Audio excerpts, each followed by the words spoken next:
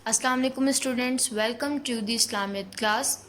सो students, आज हम मौज़ूआती मुताला यानी इस्लामियत का मौज़ूआती मुताला पढ़ेंगे। आपने चैप्टर नंबर 1 की वीडियो देखी होगी जिसमें रीडिंग और एक्सप्लेनेशन है। चैप्टर नंबर 1 की यानी कुरान मजीद की रीडिंग जिसमें आपको करवाई गई है। आपने आई होप कि आपको समझ आ गए होंगे चैप्टर कुरान मजीद। आज हम नोट्स देखकर उसकी मार्किंग करेंगे यानी निशान लगाएंगे और याद करना शुरू करना है आपने चैप्टर नंबर 1 इस्लामियत का।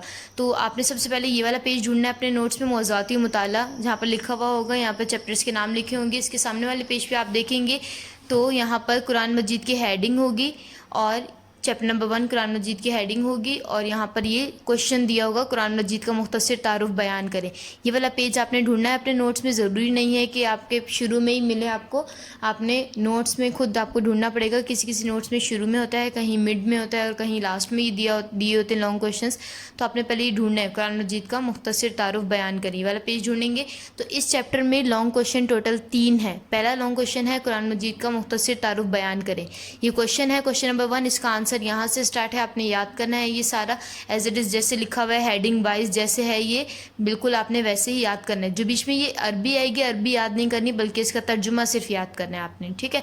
अच्छा, जितनी भी आयत और हदीस आएंगी उनकी अरबी याद नहीं करनी बल्कि सिर्फ तर्जुमा याद करना, और बाकी सारा आपने एज इट इज़ जैसे नोट्स में लिखा है वैसे याद करना है।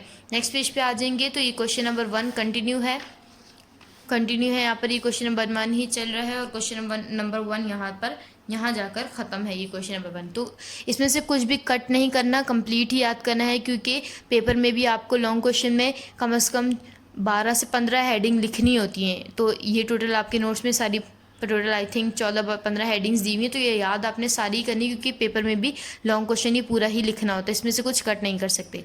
फिर क्वेश्चन नंबर 2 है कुरान मजीद की हिफाजत के बारे में आप क्या जानते हैं, बयान कीजिए। क्वेश्चन नंबर 2 है लॉन्ग आपका, इसका आंसर भी यहाँ से शुरू है। ये सारा याद करना है आपने, बस अरबी बीच से याद नहीं करेंगे कुछ भी, जो भी अरबी आएगी बस उसका तर्जुमा करेंगे। नेक्स्ट पेज पे आ जाए, क्वेश्चन नंबर 2 कंटिन्यू है अभी, और यहाँ पर क्वेश्चन नंबर 2 आपका एंड हो गया, आसान हो गया। यहाँ तक क्वेश्चन नंबर 2 है, ये पूरा याद करना है आपने एज इट इज़। फिर है क्वेश्चन नंबर 3, फ़ज़ाइल कुरान पर नोट लिखिए। ये इंपॉर्टेंट क्वेश्चन है, ये भी आपने यहाँ से लेकर ये पूरा याद करना है।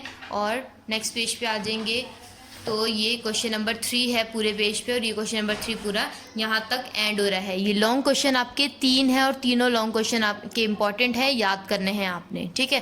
फिर ये हो गए लॉन्ग क्वेश्चन। अब इसी चैप्टर के कुरान मजीद के शॉर्ट क्वेश्चन होंगे, मुख्तसर सवालात के जवाबात, ठीक है। तो शॉर्ट क्वेश्चन भी आपने सारे ही याद करने हैं, क्वेश्चन पढ़ते रहिएगा आप। शॉर्ट क्वेश्चन यानी छोटे, मतलब जो शॉर्ट क्वेश्चंस होते हैं यानी छोटे क्वेश्चन आंसर्स होते हैं उनके।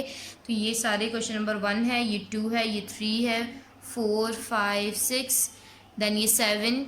नेक्स्ट पेज पे आप देखेंगे सारे याद करने हैं आपने, इसमें भी कोई कुछ भी स्किप नहीं करना। क्वेश्चन नंबर ये है आपका 8 और 9, यहाँ तक ये शॉर्ट क्वेश्चन है। फिर है एमसीक्यूज, आपने याद रखना है हर चैप्टर में 3 चीज़ें होंगी, एक लॉन्ग क्वेश्चंस, एक शॉर्ट क्वेश्चंस और एक एमसीक्यूज, ठीक है। हर चैप्टर में ये 3 चीज़ें आपने याद करनी है। आप पहले मैंने लॉन्ग क्वेश्चन के निशान लगवाए, शॉर्ट क्वेश्चन, अब ये देखें एमसीक्यूज़ के आप निशान लगा लें पहले कि कौन सा इनमें से सही ऑप्शन है, टिक कर लें। फिर आपने एमसीक्यूज़ भी याद करने हैं। एमसीक्यूज़ को उर्दू में कहते हैं कसीरुल इंतखाबी सवालात, ठीक है। तो अब पहले में क्या आएगा, कुरान मजीद अल्लाह ताला ने नाजिल फरमाया, टिक कर लें हज़रत मोहम्मद सल्लल्लाहु अलैहि वसल्लम पर। दूसरे में सही ऑप्शन क्या है, अपनी असली हालत में महफूज नहीं, ये टिक कर लें।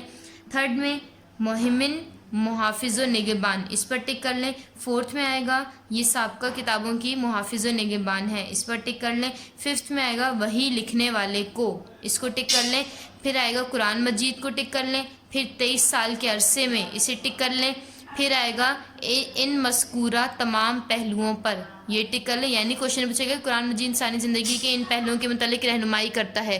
तो इसमें ये तीनों ही आंसर सही हैं। तो यहाँ लिखा हुआ है कि ये मतलब ये तीनों पहलुओं के मुतालिक हमें रहनुमाई करते हैं, तो आपने ये टिक कर लेना है। फिर आप देखें जो ही कुरान मजीद की कुछ आयतें नाजिल होती, जैसे ही कुरान मजीद की कुछ आयतें नाजिल होती तो क्या होता था, ये तमाम अमूर इंजाम दिए जाते थे, इस पर टिक कर ले, यानी वो कातिब वही लिखते भी थे, उसकी नकल करके भी ले जाते थे, याद भी करते थे, और मस्जिद नबी में भी रखा जाता था। ये तो सारे इस ऑप्शन सही हैं, तो ये वाला टिक होगा, ये तमाम अमूर इंजाम दिए जाते थे।